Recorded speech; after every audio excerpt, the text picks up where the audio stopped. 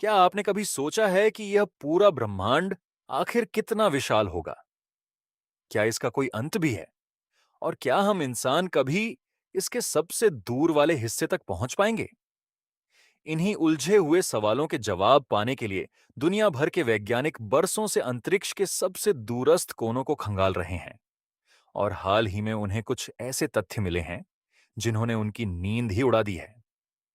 इंसानों की तो बात ही छोड़िए, आज तक हमने कोई ऐसा रोबोटिक यान भी नहीं भेजा जो ब्रह्मांड के आखिरी सिरे तक पहुंच सका हो। इतने विशाल ब्रह्मांड के सामने हमारी पृथ्वी सिर्फ धूल के एक छोटे से कण जितनी नजर आती है। और यही वजह है कि इस ब्रह्मांड को अनंत और असीम बताया जाता है।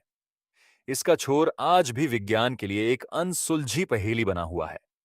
लेकिन आधुनिक टेक्नोलॉजी की बदौलत अंतरिक्ष से मिले आंकड़ों के जरिए वैज्ञानिकों ने ब्रह्मांड के सिरे को लेकर कई चौंकाने वाली जानकारियां जुटाई हैं।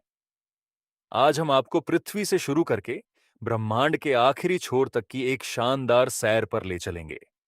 तो सीट बेल्ट कस लीजिए, क्योंकि अब हम निकलने वाले हैं ब्रह्मांड के कुछ सबसे हैरान करने वाले राज खोलने। दोस्तों, हमारे इस विराट ब्रह्मांड में असंख्य गैलेक्सियां मौजूद हैं और इन्हीं में से एक है मिल्की वे, यानी हमारी आकाश गंगा। इसी आकाश गंगा के भीतर मौजूद है हमारा सौर मंडल, जिसमें बसी है हमारी अपनी पृथ्वी। रात के अंधेरे में जब हम आसमान की ओर नजर उठाते हैं तो असंख्य टिमटिमाते तारे नजर आते हैं, और ये सभी हमारी अपनी आकाश गंगा के ही सदस्य होते हैं। अब चलिए पृथ्वी को पीछे छोड़कर सीधे अंतरिक्ष में चलते हैं। यहां से थोड़ी दूरी पर से देखने पर हमारी पृथ्वी नीले हरे रंग की एक चमकती हुई परत जैसी दिखाई देती है, जहां से सारे महाद्वीप बड़ी आसानी से पहचाने जा सकते हैं। आगे बढ़ते हुए अब पहुंचते हैं इंटरनेशनल स्पेस स्टेशन पर, जिसे अंतरिक्ष का होटल भी कहा जा सकता है। धरती की सतह से करीब 400 किलोमीटर ऊपर तैरता यह स्टेशन इंसानों की अब तक की सबसे बड़ी अंतरिक्ष उपलब्धियों में गिना जाता है। यहां स्पेस क्राफ्ट्स के लिए ईंधन, बिजली और ऑक्सीजन जैसी अहम चीजों का भंडार रखा जाता है। साथ ही एस्ट्रोनॉट्स के खाने पीने और सोने तक की पूरी व्यवस्था मौजूद है। दुनिया भर के अंतरिक्ष वैज्ञानिक यहीं आकर अपने प्रयोग करते हैं। मजे की बात यह है कि यह स्टेशन करीब 2815 किलोमीटर प्रति घंटे की रफ्तार से पृथ्वी की परिक्रमा करता है। यानी इसे धरती का एक चक्कर पूरा करने में महज 90 से 93 मिनट लगते हैं। इस हिसाब से यह हर रोज पृथ्वी के करीब 16 चक्कर लगा लेता है। दिन के समय यहां से समंदर और महाद्वीपों की बनावट साफ नजर आती है, तो वहीं रात में धरती के शहरों की जगमगाती रोशनी टिमटिमाते तारों सा नजारा पेश करती है, जो देखने में बेहद खूबसूरत लगता है। इस स्पेस स्टेशन से और ऊपर जाने पर हमें दिखाई देता है सैकड़ों हजारों सैटेलाइट्स का एक जाल, जिनकी बदौलत ही आज हम मोबाइल, टीवी, रेडियो और इंटरनेट जैसी सुविधाओं का इस्तेमाल कर पाते हैं। अपनी यात्रा को आगे बढ़ाते हुए अब हम पहुंच चुके हैं चांद पर, जो पृथ्वी से करीब 3,84,400 किलोमीटर दूर स्थित है। न जाने कितने अरबों वर्षों से उल्कापिंडों और क्षुद्र ग्रहों की मार झेलते झेलते चांद की सतह पर बड़े बड़े गड्ढे बन चुके हैं। चांद पर सूर्योदय का नजारा कुछ अलग ही होता है, लेकिन सूरज की रोशनी वहां ठीक से न पहुंच पाने की वजह से यहां अधिकतर अंधेरा ही छाया रहता है। दिलचस्प बात यह है कि जिस तरह पृथ्वी के आसमान में चांद उगता दिखता है, ठीक उसी तरह चांद के आसमान में पृथ्वी का उदय होता नजर आता है। बस फर्क इतना है कि चांद से देखने पर पृथ्वी काफी बड़ी नजर आती है, क्योंकि चांद पृथ्वी के मुकाबले काफी छोटा है। अब बारी है सौरमंडल के जनक यानी सूर्य की ओर बढ़ने की, जिसके बिना धरती पर जीवन की कल्पना करना भी नामुमकिन है। पृथ्वी से सूर्य की दूरी लगभग 15 करोड़ 20 लाख किलोमीटर है। जब हम धरती से सूरज को देखते हैं तो वह एक छोटी सी चमकती गेंद जैसा नजर आता है, जबकि असलियत में सूर्य इतना विशालकाय है कि उसके भीतर करीब 13 लाख पृथ्वियां समा सकती हैं। सूर्य का गुरुत्वाकर्षण इतना ताकतवर है कि पूरा सौरमंडल इसी की गिरफ्त में बंधा हुआ है। इसी गुरुत्वाकर्षण के कारण बुध, शुक्र, पृथ्वी, मंगल, बृहस्पति, शनि, अरुण और वरुण जैसे 8 ग्रह, साथ ही बौना ग्रह प्लूटो कई चंद्रमा और उल्कापिंड सूर्य की परिक्रमा करते रहते हैं। यही सब मिलकर सूर्य के इर्द गिर्द हमारे सौरमंडल की रचना करते हैं। और थोड़ा और पीछे हटकर देखने पर हमारा पूरा सौरमंडल कुछ इस तरह नजर आता है। चलिए अब अपना सफर आगे बढ़ाते हुए सौरमंडल की सीमा तक पहुंचते हैं, जहां उल्कापिंडों का एक विशाल समूह दिखाई देता है, जिसे कुइपर बेल्ट कहा जाता है। इस बेल्ट में 1 ट्रिलियन से भी ज्यादा उल्कापिंड मौजूद हैं, जो पूरे सौरमंडल को चारों तरफ से घेरे हुए हैं। और माना जाता है कि सूर्य का गुरुत्वाकर्षण बल यहीं आकर खत्म हो जाता है।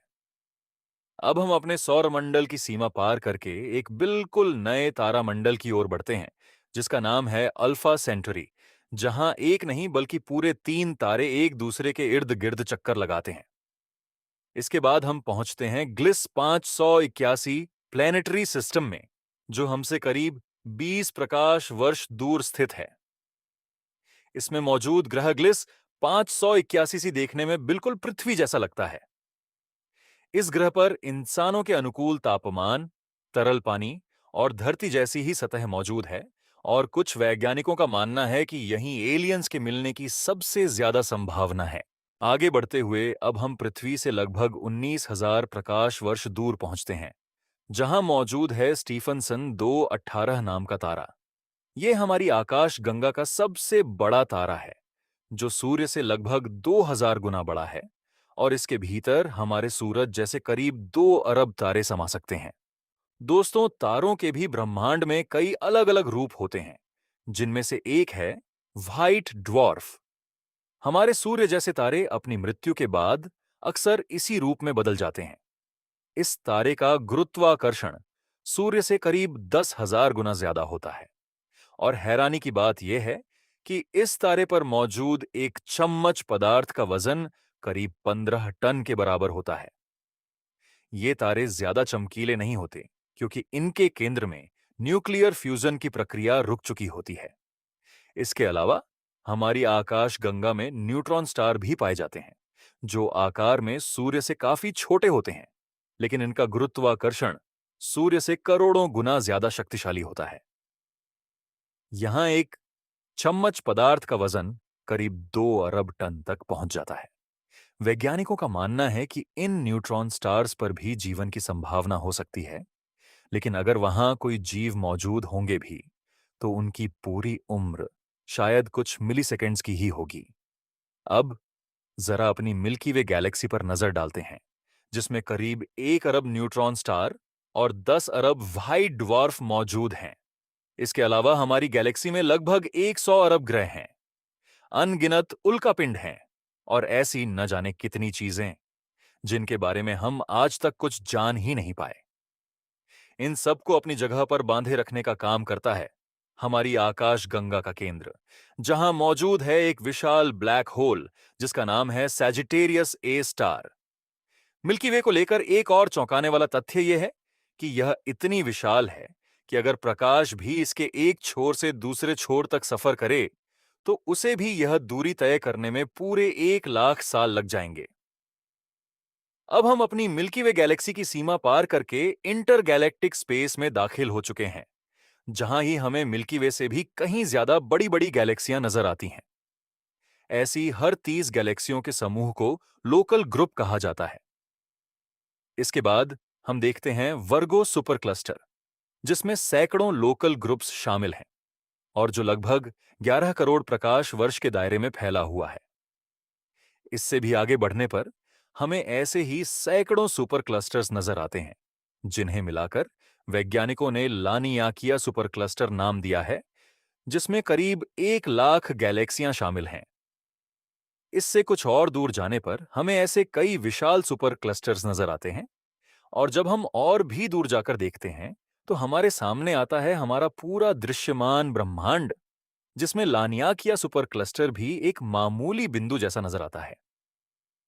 यहां से देखने पर पृथ्वी या सौरमंडल तो दूर, हमारी मिल्की वे गैलेक्सी तक को पहचान पाना नामुमकिन हो जाता है। अब तक शायद आपको यह ब्रह्मांड काफी विशाल महसूस हो रहा होगा, लेकिन यह जानकर आपके होश उड़ जाएंगे कि यह सिर्फ हमारा अनुमानित यानी दृश्यमान ब्रह्मांड है। कुछ वैज्ञानिकों के अनुसार आज से करीब 13.8 अरब वर्ष पहले एक महाविस्फोट यानी बिग बैंग हुआ था और तभी से हमारा ब्रह्मांड लगातार फैलता जा रहा है। गैलेक्सियां एक दूसरे से लगातार दूर होती जा रही हैं क्योंकि इस ब्रह्मांड का न तो कोई केंद्र है और न ही कोई निश्चित सीमा। यही वजह है कि इंसानों के लिए ब्रह्मांड के आखिरी छोर तक पहुंच पाना लगभग असंभव सा लगता है। इतना ही नहीं, कुछ वैज्ञानिक तो यह भी मानते हैं कि अंतरिक्ष में हमारे इस ब्रह्मांड जैसे और भी अनगिनत ब्रह्मांड मौजूद हो सकते हैं। यानी कहा जा सकता है कि अंतरिक्ष की कोई सीमा नहीं है। और चाहे हम इंसान हजारों साल तक स्पेस एक्सप्लोरेशन करते रहें, फिर भी शायद हम इस ब्रह्मांड का सिर्फ 1% हिस्सा ही खोज पाएंगे। मतलब, अगर आप एक स्पेस साइंटिस्ट बनने का सपना देखते हैं, तो यकीन मानिए आपकी पूरी जिंदगी भी इस काम को खत्म करने के लिए कम पड़ जाएगी। तो दोस्तों, क्या आपको लगता है कि अगली एक सदी में हम इंसान अपनी मिल्की वे गैलेक्सी को पार करके किसी और आकाश गंगा में रहने लायक कोई ग्रह ढूंढ पाएंगे, या फिर यह सिर्फ एक सपना बनकर ही रह जाएगा? इस बारे में अपनी राय हमें कमेंट सेक्शन में जरूर बताएं। अगर यह वीडियो आपको पसंद आया हो, तो इसे लाइक और शेयर करना न भूलें और ऐसी ही रोचक जानकारियों वाले वीडियोस देखते रहने के लिए हमारे चैनल को सब्सक्राइब करना न भूलें।